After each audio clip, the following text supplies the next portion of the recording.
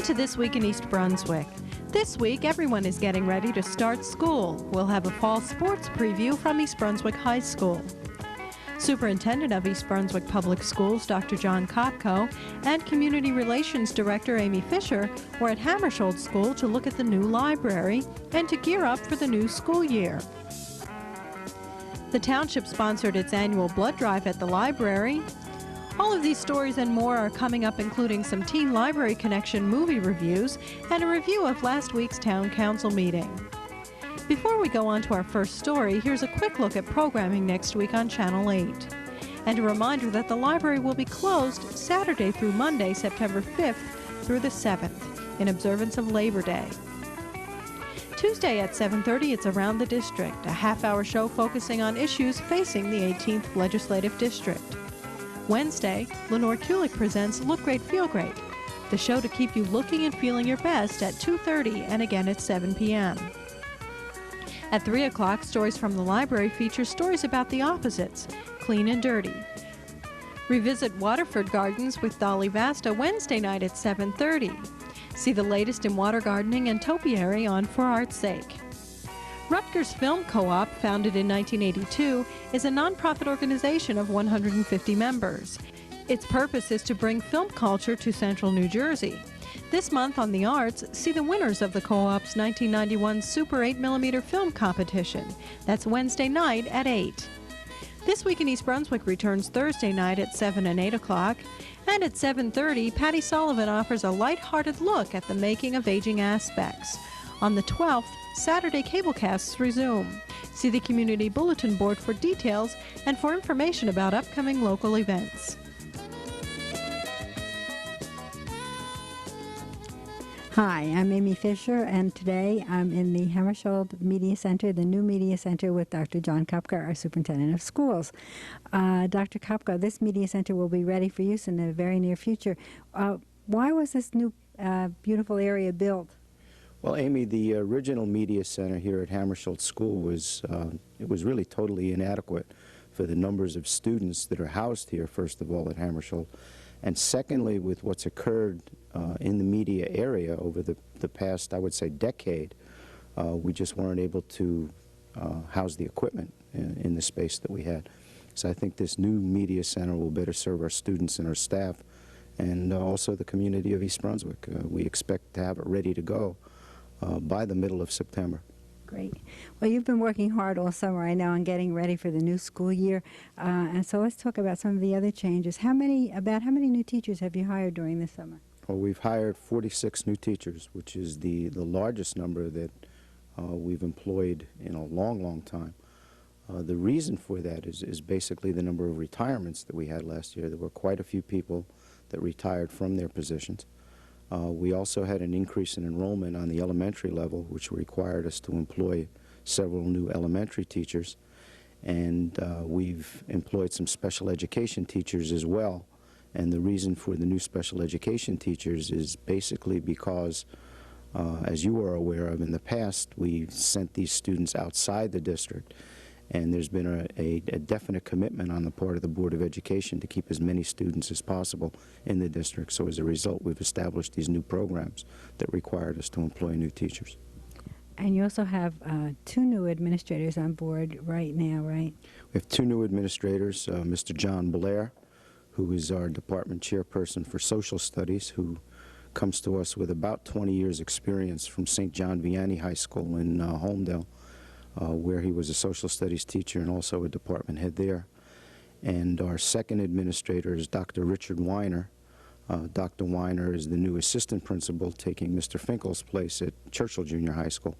And Dr. Weiner previously was employed as an assistant principal in Dunellen High School. So we're excited about both of those individuals, and we think they'll make quite a contribution to our district. And you're still looking for 2 new other administrators, right? Yes, we currently have 2 administrative vacancies. One a science department chairperson, and the other an assistant principal position at the high school. As you're aware, Mr. Tantillo has resigned. He was the previous assistant principal at the high school, and he most recently was appointed principal of Verona High School in northern New Jersey. And we wish him the very best of luck and congratulate him on this career opportunity, because certainly when he was with us in East Brunswick, he made many, many fine contributions to the high school. Great. Now that you've had time to reflect on the 1991-92 school year, what are your overall impressions? 1991-92 was just an outstanding school year for the entire district. I mean, all of our schools did very, very well.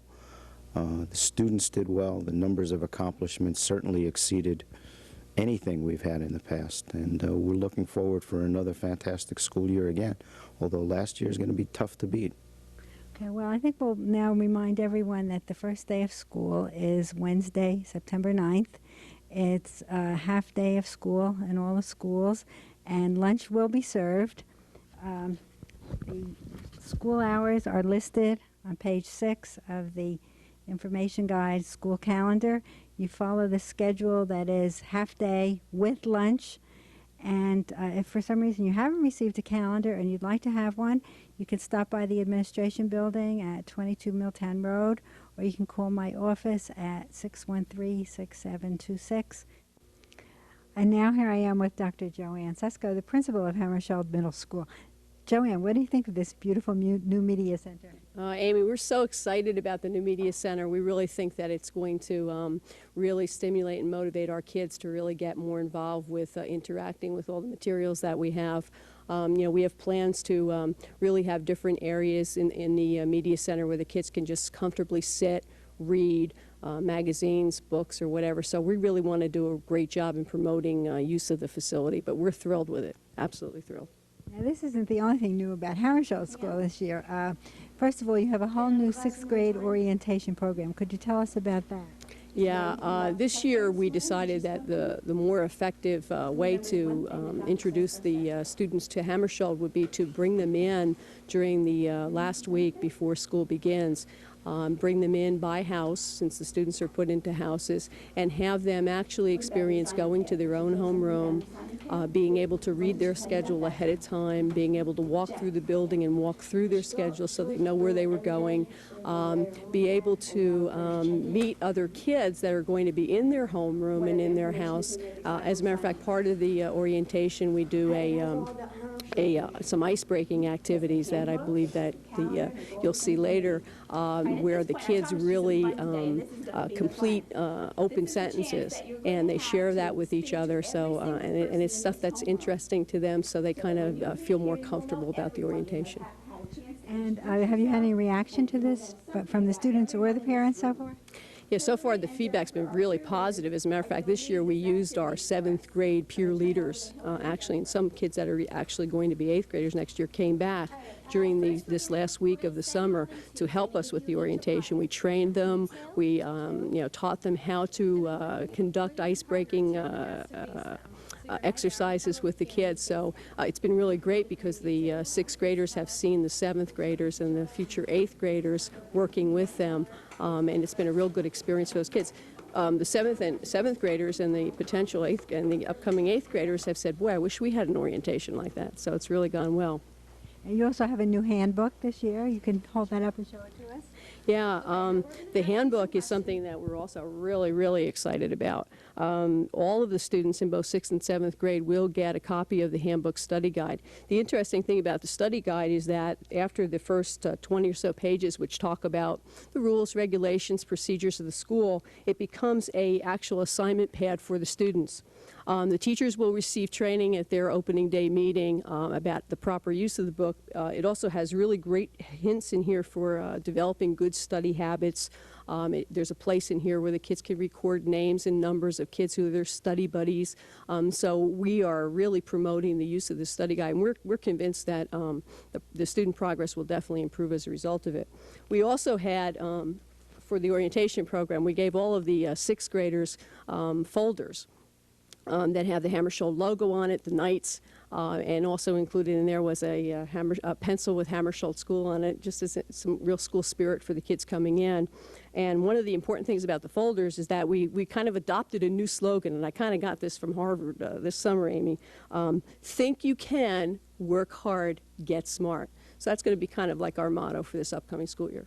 And now you have to tell us about Harvard. Now, you won a Geraldine Or Dodge grant for being an outstanding principal, And as a result, you got to go to Harvard this summer. So now you're an Ivy League graduate. Can you tell us about that experience? Yeah, Amy, that experience was absolutely fantastic. It's kind of hard to explain to others what the experience is like. The only thing I can say is that in terms of a professional experience, it was no question the best professional experience that I've ever had. And actually, I'm going to be encouraging my colleagues to apply for acceptance into the program, because the 10 days that you're there, you not only meet the best educators in the field, and you meet them on a very informal basis, but you also get great exposure to what facilities you can now utilize at Harvard. I have my own Harvard card, and I'll have access to a number of the journals and writings, so I'm really excited, and it was wonderful. Well, that's great. And congratulations on all the new changes, and good luck for the new school year. Thank you, Amy. One seemingly innocent bottle of cola, sure, it makes no impression on our lives, but imagine, if you will, how it might change forever the lives of the primitive bushmen of Africa. Something beautiful and round, something they've never seen before in their lives. This is the theme of our hilariously funny movie, The Gods Must Be Crazy. What do you do if you suddenly come across an empty bottle lying on the street? You'd probably throw it away. Well, that's just what the Bushman tribe decides to do, off the edge of the world, to give it back to the gods. He knows that this is far away. He may have to walk 20, 40 days. Along the way, the Bushman meets strange animals, ones with 4 legs that spin around and leave tracks as if 2 snakes had made the trail. There are hilarious scenes and plenty of misunderstandings, like that one time when, oh, well, I don't want to give it away for you, so I guess you'll just have to go see it for yourself. For about 12 years now, East Brunswick Township has organized semi-annual blood drives. The most recent, held Monday at the library, was coordinated by Township nurse Alice Iacono. Township resident Mary Cobell volunteered to assist with some of the paperwork, and staff members from Weichert Realty helped out by posting advertisements in local shops. American Red Cross New Jersey Blood Services, a division of the Greater New York Blood Program, collected blood from 72 donors. It will be distributed according to need among area hospitals. Ms. Iacono said that the township conducts the blood drives in the summer and around the time of the December holidays, when the need for blood is the greatest. In just 2 weeks, Channel 8 begins its 9th season of East Brunswick High School sports coverage. This fall will bring you football, boys and girls soccer, boys and girls gymnastics, and beginning in January, it's wrestling and boys and girls basketball. Due to technical limitations, we cannot cover the remaining varsity sports, but beginning this season, we'll provide periodic updates on these teams as well as interviews with the coaches. Today, we'll take a look at boys and girls cross country, field hockey, and girls tennis. Can you tell us a little bit about this year's team? We're looking to do a little better than we did last year. Last year we had a 5-3 record. Years before that we were 4-4. But in 1988 we had a championship team, and we're trying to get back in the form that we were in at that time. Hopefully we'll be able to score higher in the county meets and the state meets. What does this year's schedule look like?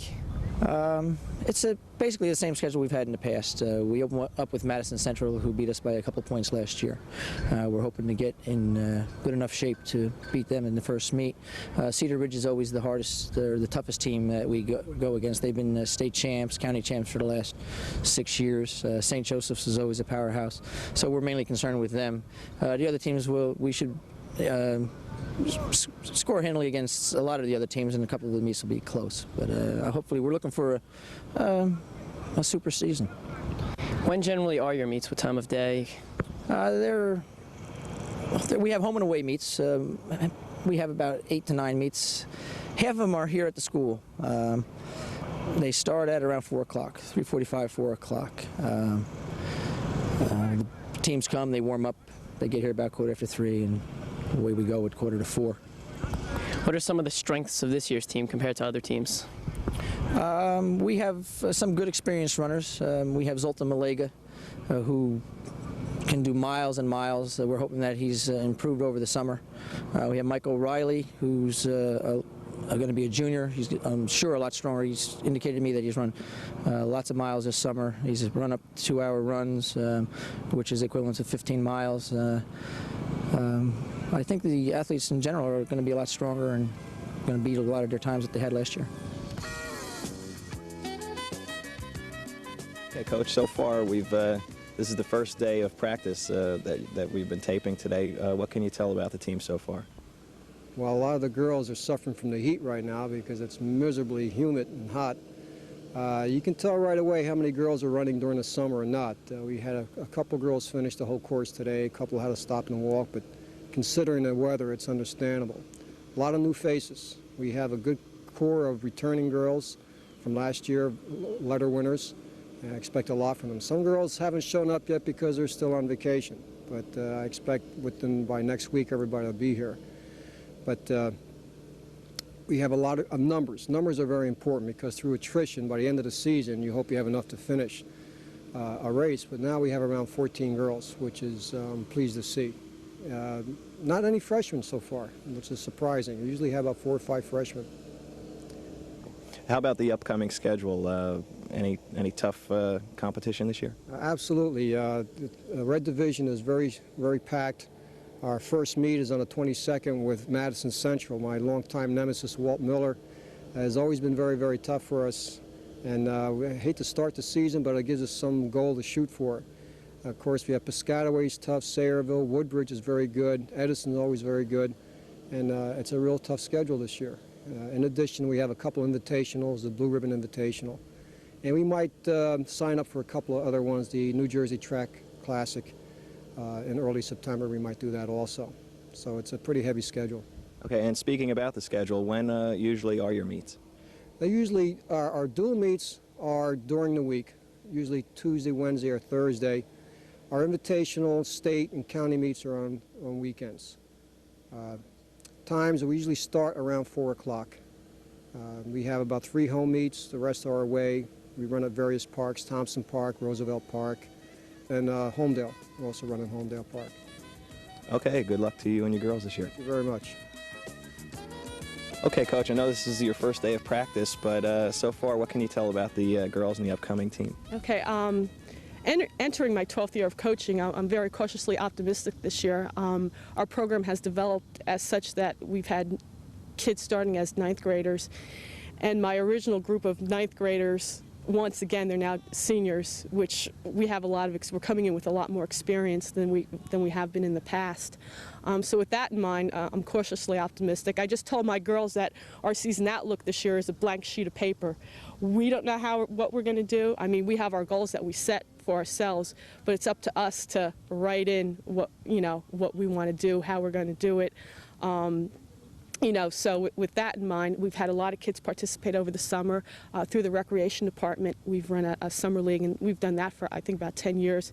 And that was fun. We started that with 2 or 3 kids, and this year we had 40-odd kids there. We had 3 to 4 coaches during the summertime help us out. So we have a lot more kids starting younger, a lot more kids taking a commitment to the program and not just looking at it as an activity to do, okay, which I would have to say that's where I'm optimistic. Our level is bumping up. We have a few kids who are exceptional this year, and we're looking for them to have a big year. So coming into the season, we're optimistic. I have a new assistant coach, and fortunately this year she's starting on time. Last year we didn't have a coach for a while, and it was crazy. She's a graduate from Rutgers University. She was an All-American there, so she's got a super hockey background. So with that in mind, our coaching staff, we're pretty much set. And we're going to take it day by day now. We're putting a lot of emphasis on team this year. Not that we haven't done in the past, but now now that the kids know each other more, now that the kids know the skills, we're taking it one more level so that we can get the continuity between the players and the combinations. Off the top of your head, can you tell who's going to be the tough competition this year and what might be a little easier for you? Once again, South Plainfield High School, they've been reigning GMC champs for the past how many years, so they're going to be tough. Sayreville High School last year, who's our opening game, all right, they were second last year in the conference, and they have a good program coming back. And again, too, Metuchen and Piscataway, I mean, all the programs within our GMC have come a long way in the past few years. We've demonstrated that through our own play, and also when we go out and play outside our conference, those teams have been doing well against, and our team has been doing well against outside competition. So our conference looks very strong this year. Again, any day, any given day, anyone can win, all right? And demonstrated by our scores we've had in the past, like South Plainfield lose 1-0, you know. So everything's close. I don't see any real blowouts amongst anyone this year. Okay, and for people who do want to come out and catch a game, usually when do you play, and what days during the week or weekends? I believe we have a lot of Monday, Thursday games. Okay, our home games are played right out on the outfield of the softball fields by the tennis courts at the high school. Varsity games start at 3:45, and the JV game follows afterwards at about, I would say, 4:30, 4:45. And we do have a few home Saturday games, which are played in the morning, which is nice because we get a lot of parents coming out and a lot of people out here. And possibly a night game, you were saying? Last year we had scheduled a night game. Unfortunately, it rained out. This year we're trying to look for another night game here at the high school. So with that in mind, you know, we'll get information out on that if that should come to pass. Okay, thanks, and good luck this year. Thank you very much. Karen, tell us a little bit about this year's team. Well, we have a lot of returners, but we don't have a lot of starting returners. I think this squad's going to be very strong in depth. There are a lot of players that improved very much over the past winter, and so we're looking forward to being very strong in the lower positions, and the bench will be quite strong also, which is good for the coming seasons. How does the team differ from last year's team? Well, last year's team had a lot of strength at the top of the squad. Although our doubles did very well, we had a lot of returning veterans that took over the first three positions, and from a team leadership standpoint, that turned out to be very important. This year, we have a lot of returners, but not starting returners, so we're going to look for people that weren't starting last year to come and fill those leadership roles. So I think it'll be a good opportunity for them to do so. And which teams will be your biggest competition this year? Well, J.P. Stevens always fields a very strong team, and last year Edison, with the addition of two Turalba girls, was very strong, and we're anxiously waiting to play them also. And you never know, sometimes you get some freshmen coming up that you're not expecting, and it really makes for an interesting season, so we're really looking forward to it. For people who'd like to come out and see the matches, what time do they begin? They begin around 3:30, and they are posted on the sign out in the front of the school, so when they're driving by, if you can just take note of what days we'll be home, we would love to have anyone come out to watch us play. Okay, thank you.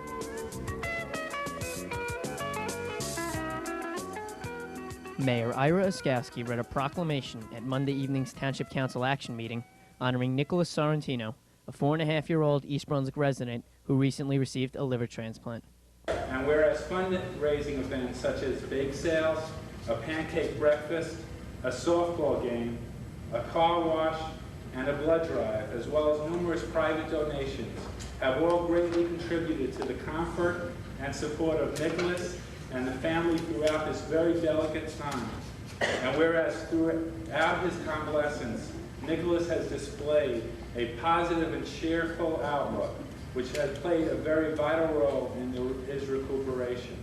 Now, therefore, we proclaim that I, Ira Oskowski, Mayor of the Township of East Brunswick, do hereby extend the warmest of wishes to Nicholas and wish him a full and speedy recovery and a healthy and happy future. Be it further proclaimed that Civic Center Drive shall be named Nicholas Drive from August 24th through August 31st in honor of Nicholas Sorrentino. Thank you.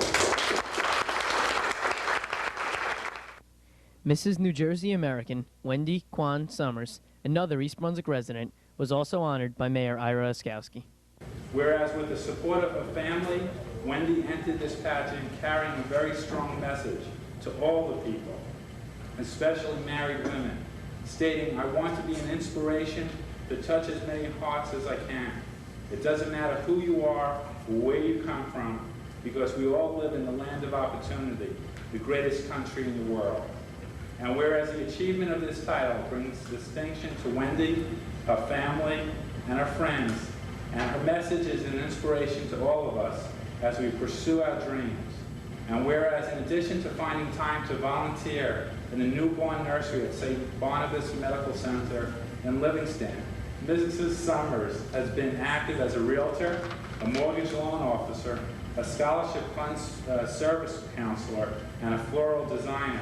Now, therefore, be proclaimed that I, Ira Oskowski, Mayor of the Township of East Brunswick, do hereby extend my most hearty congratulations to Wendy Kwan Summers upon attaining the title of Mrs. New Jersey America, and bestow my very best wishes for continued success and happiness in all her future endeavors.